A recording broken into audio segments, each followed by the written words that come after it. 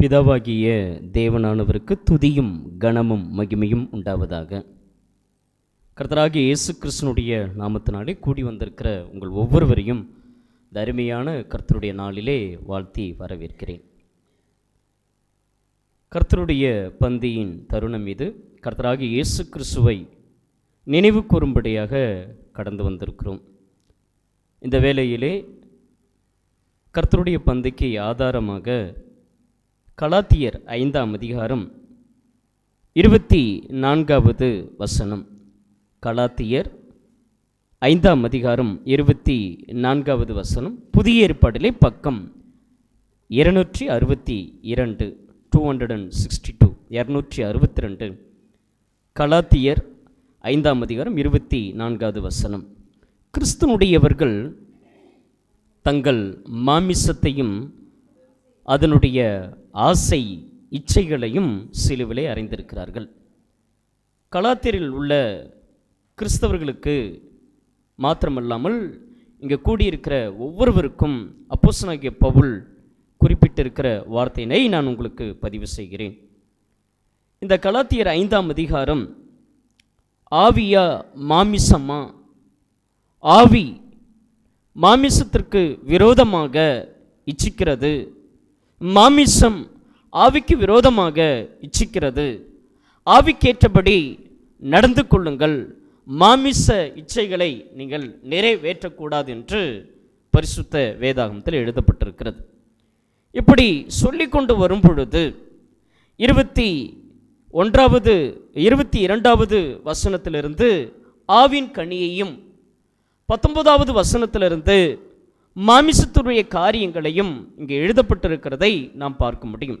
அப்படி சொல்லி முடிக்கும் பொழுதுதான் 24வது வசனம் இவ்விதமாக சொல்கிறது: கிறிஸ்தனுடையவர்கள், அதாவது கிறிஸ்தவர்கள், கிறிஸ்துவை சார்ந்திருக்கிறவர்கள், கிறிஸ்துவுக்கு கீழ்ப்படுகிறவர்கள், தேவனுடைய ஜனமாய் இருக்கக்கூடியவர்கள் தங்களுடைய மாமிசத்தையும், அதாவது இன்னொரு பதத்தை பார்க்கும் பொழுது மாமிசம் சொன்னால் சதை.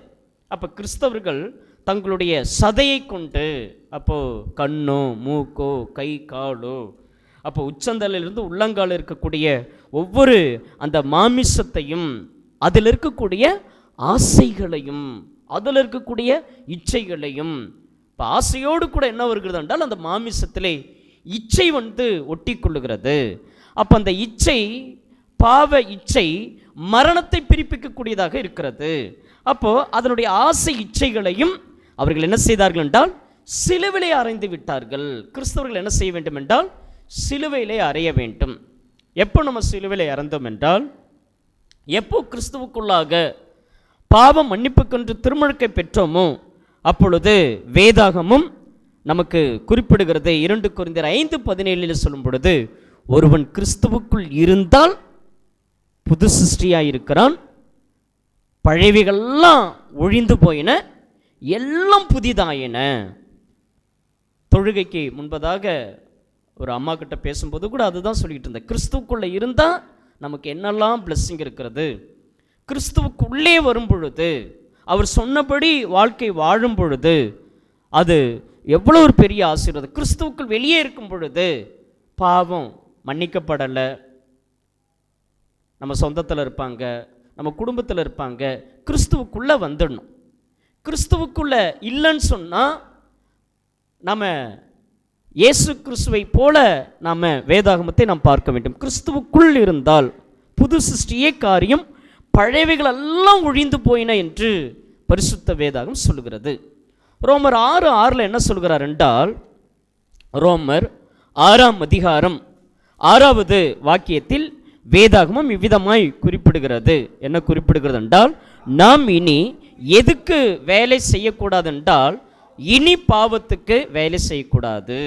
அப்போ ஒவ்வொரு நாளும் வசனத்தை ஒப்பிட்டு பார்த்து, என் கண் எப்படி இருக்கணும், என் வாய் எப்படி இருக்கணும், என் இருதயம் எப்படி இருக்கணும், நான் காலையில் ஜெபம் பண்ணேன், நான் மதியம் போய் ஜெபம் பண்ணணும், அல்லது நான் மனசுக்குள்ளே இடைவிடாமல் அவரையே நான் நினச்சிக்கிட்டே இருக்கேன்னா கோபமோ அங்கே அதனால தான் கலாத்தியரை நம்ம பார்க்குறோம். அப்போ கலாத்தியர் 5ஆம் அதிகாரம் 19வது வசனத்திலிருந்து அந்த மாமிசத்தினுடைய கிரியைகள் வெளியரங்கமாகவே இருக்கிறது என்று எழுதப்பட்டு, வெளியரங்கமாக இதெல்லாம் வெளியே வருதான். எதெல்லாம் வெளியே வருது அப்படின்னா, விபச்சாரம், வேசிதனம், அசுத்தம், காம விகாரம், விக்கிரக ஆராதனை, பில்லி சூனியம், பகைகள், விரோதங்கள், வைராக்கியங்கள், கோபங்கள், சண்டைகள், பிரிவினைகள், மார்க்க பேதங்கள், பொறாமைகள், கொலைகள், வெறிகள், களியாட்டுகள், இதெல்லாம் வெளியரங்கமாக இருக்கிறது. அப்போ வேதம் சொல்லுகிறது, நாம் இனி பாவத்துக்கு வேலை செய்யாம பாவ சரீரம் ஒளிந்து போகும் பொருட்டாக நம்முடைய பழைய மனுஷன் அவரோடு கூட எங்கே அறைய வேண்டும் என்றால் சிலுவிலே அறைய வேண்டும். இயேசு ஒரு தரம் தான் என்ன செஞ்சார்? அடிக்கப்பட்டார்.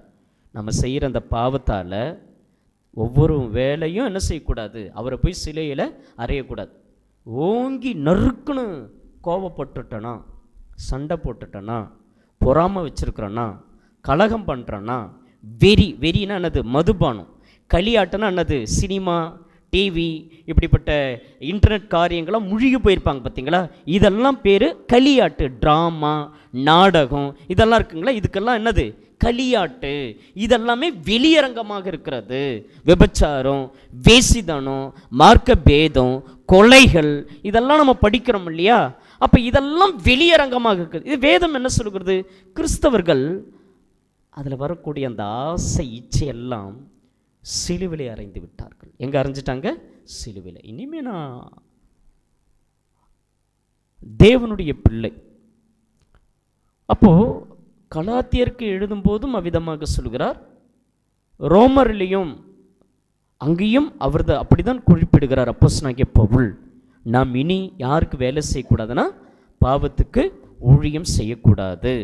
கொலேசியர் 3ஆம் அதிகாரம் 5வது வசனத்தில் கொலேசி சபைக்கு என்ன எழுதுகிறார் என்றால் அப்போஸ்தலனாகிய பவுல், கொலேசியர் 3ஆம் அதிகாரம் 5வது வசனம், ஆகையால் விபச்சாரம், அசுத்தம், மோகம், துரிச்சை, விக்கிரக ஆராதனையான பொருளாசை. அப்போ அந்த பண ஆசை வருது இல்லையா?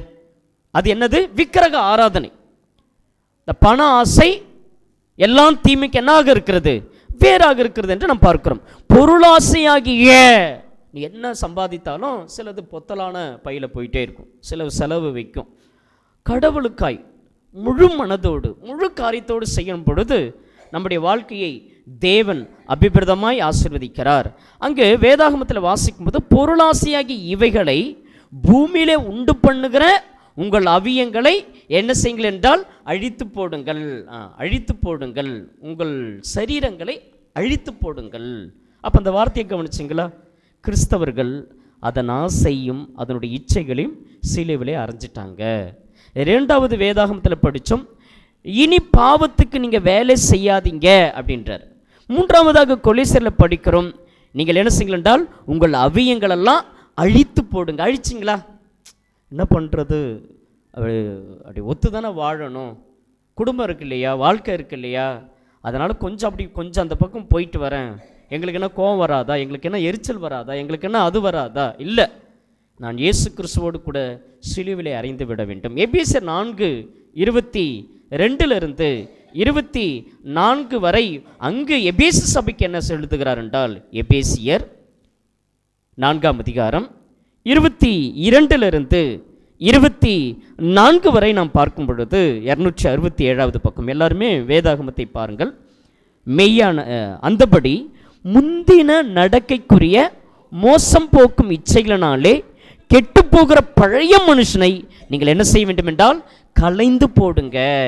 களைந்து போடுங்க, அழித்து போடுங்க, ஒழித்து போடுங்க. அந்த வார்த்தையை கவனிச்சிங்களா? களைந்து போடுங்க, அழிச்சு போடுங்க, ஒழித்து போடுங்க. இதெல்லாம் கிறிஸ்தவர்கள் அதில் இருக்கக்கூடிய அந்த ஆசை இச்சைகளெல்லாம் சிலுவிலே அறைந்து விட்டார்கள். அப்போ நம்ம கர்த்தருடைய பந்தி இன்னும் சில நிமிடத்தில் நம்ம எடுக்க போகிறோம்.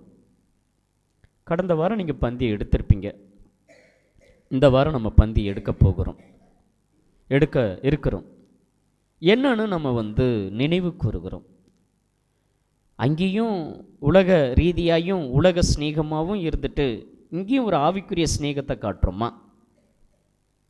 வேதாகமம் இயேசு கிறிஸ்து ஒரு வார்த்தை குறிப்பிடுகிறார். கிறிஸ்தவனாக இருந்தாலும் கீழ்ப்படியவில்லை என்றால் அவன் புறஜாதி. அவன் யாருங்க? அப்படி எங்கேயாவது வேதாகமத்தில் எழுதப்பட்டிருக்கிறதா? இயேசு கிறிஸ்துவே சொல்லியிருக்கிறார். மத்தேயு எழுதின சுவிசேஷம் 18வது அதிகாரம். மத்தேயு எழுதின சுவிசேஷம் 18வது அதிகாரம். அந்த ஒரு வார்த்தையை சொல்லி நாம் கர்த்தருடைய பந்திக்குள்ளாக நாம் பங்கு பெறுவதற்கு நம்மை தகுதிப்படுத்துவோம். 17வது வசனம். அவர்களுக்கு அவன் செவி கொடாமற் போனால் அதை சபைக்கு தெரியப்படுத்து, சபைக்கு செவி கொடாதிருப்பதானால். சபைனா யாரு? நாம தான் சபை, நாம தான் தேவனுடைய ஆலயம். சபைக்கு எவன் செவி கொடுக்கலையோ, ஒரு வாரம் வர்றது, ஒரு வாரம் வராமல் இருக்கிறது, இப்படிலாம் இல்லை. அவர் எனக்கு சொல்லிட்டார், இதை நான் நிச்சயமாக செஞ்சு தான் ஆகணும். அவர் என்னுடைய ஆத்மீக புருஷன், அவர் எனக்கு இந்த உயிர் கொடுத்துருக்கிறார். அவர் இந்த உயிர் கொடுக்கலன்னா என்னால் ஒன்றும் பண்ண முடியாது. யார் சபைக்கு செவி கொடுக்கவில்லையோ, யார் தேவனுக்கு செவி கொடுக்கவில்லையோ, யார் இயேசு கிறிஸ்துவுக்கு செவி கொடுக்கவில்லையோ, யார் பரிசுத்த ஆவியானவருக்கு எதிர்த்து நிறுத்து கொண்டிருக்கிறார்களோ, வசனத்தின்படி யார் எதிர்த்து நிற்கிறார்களோ, ஆன் பண்ணி விட்டுருங்க, ஆன் பண்ணுங்க, ஆன் பண்ணி விட்டுருங்க, அங்கே மெசேஜ் போகுது. யார் செவி கொடாமற் இருக்கிறார்களோ அவன் உனக்கு அஞ்ஞானை போலவும் ஆயக்காரனை போலவும் இருப்பானாக. அந்த வார்த்தையை கவனிச்சிங்களா? யார் சபைக்கு செவி கொடுக்கவில்லையோ, வசனங்களுக்கு செவி கொடுக்கவில்லையோ, அவன் அஞ்ஞானி தான், புறஜாதி தான். அவனுக்கு எப்படி திரும்பவும் நம்ம சான்ஸ் கொடுக்க முடியும்? எப்படி நம்மளை அவர் ஏற்றுக்குவார்? புறஜாதினா என்ன பண்ணுவான்? கொஞ்சம் யோசிச்சு பாருங்க. அப்போ கர்த்தருடைய பந்தி, கிறிஸ்தவர்களாகிய நாம் இதெல்லாம் ஒப்பு கொடுத்துட்டு தீர்மானம் எடுத்துட்டோம். ரொம்ப ரொம்ப எச்சரிக்கையாக இருக்கணும், ரொம்ப கவனமாக இருக்கணும். ரொம்ப லகுவான காரியம், ரொம்ப கஷ்டம் கூட கிடையாது. அழகாக சொல்லியிருக்கிறார். அவர் என்ன சொன்னார்? எல்லா நாளும் நம்ம எல்லா வேலையும் செய்யுங்க, ஆனால் ஊழல் செய்யாதீங்க, ஏமாத்தாதீங்க, எந்த பணத்தையும் வஞ்சிக்காதீங்க.